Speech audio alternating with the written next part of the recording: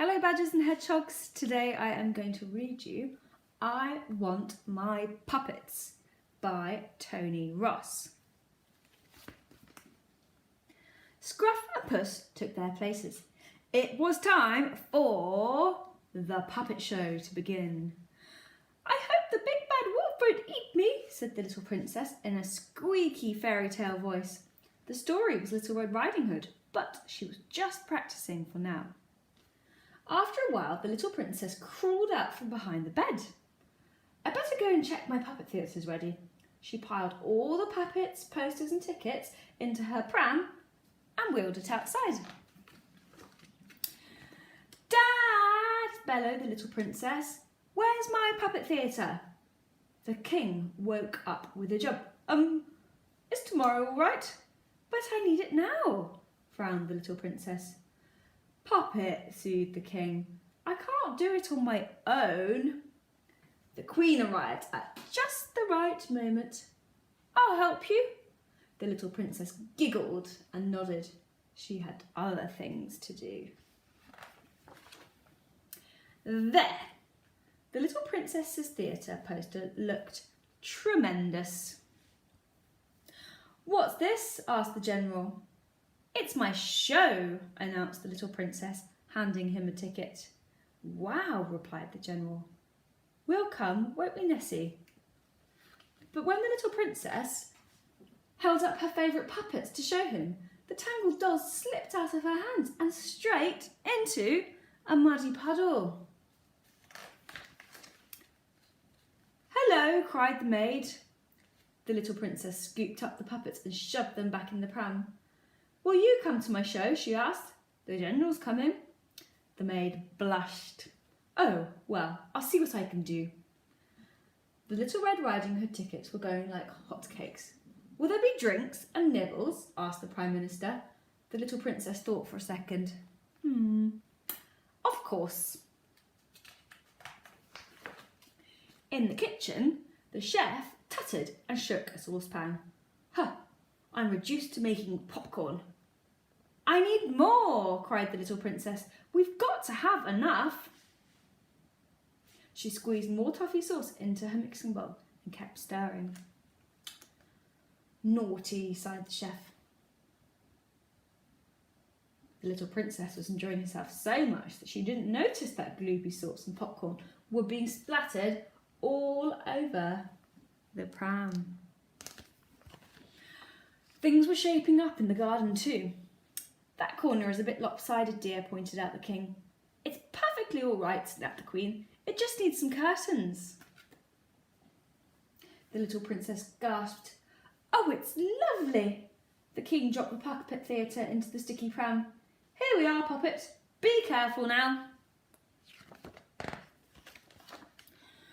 It's nearly showtime, screeched the little princess. Where's the popcorn? The chef came out of his kitchen. Voila! A big bowl of popcorn was plopped onto the pram. Thank you, cried the little princess. A queue of theatre-goers was starting to form outside the living room. But as the little princess pushed past, the pram crashed into the hall with a bang, and one of the puppets fell out. Oh no, frowned the little princess. She picked up the poor puppet and tossed her back into the pram. By the time the little princess had prepared the living room for the performance, the whole household had joined the queue. Ladies and gentlemen, she announced, the show will begin in 1 minute. As they waited outside, the audience got more and more excited. I hope it's a love story, giggled the maid. Ah! Yelled a voice from inside. Everybody hushed at once. The show is off, shrieked the little princess. There will be no show today. The king looked at the queen. Come on, dear. We'd better see what the matter is. The king and queen found the little princess sobbing on a chair.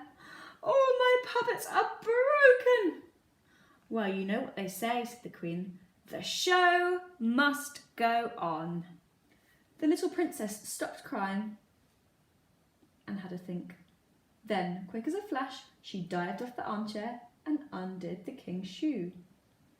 "Can't stop to explain," she cried. "I've got a show to do." Once she'd borrowed a few more socks, the little princess tore around the castle fetching some other things. "I need glue from Dad's study," she giggled, "and buttons from Mum's dresser." Then it was time to get busy. Just as the crowd started to wander away, the little princess was back. "Everything's on again," she beamed. "Please, have your tickets ready." Everybody took their seats. It was very exciting. "Shh," warned the Admiral.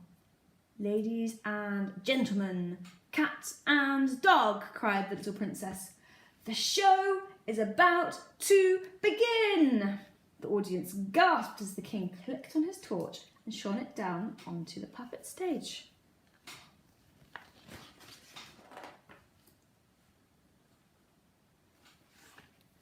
The chef flicked off the ceiling light and the little princess took her place underneath the puppet theatre. "Once upon a time," she began, "there was a little girl whose name was Little Red Riding Sock." "That's my sock," gulped the Prime Minister. The crowd shushed him impatiently. The little princess carried on. She had a granny who was poorly. So Little Red Riding Sock and her granny lived happily ever after, announced the little princess at last. The end. It was the best puppet show the castle had ever seen. The crowd gave the puppeteer a thunderous round of applause. "Bravo!" cried the gardener. "Hurrah for Little Red Riding Sock!" cheered the maid. "Hurrah for the little princess!"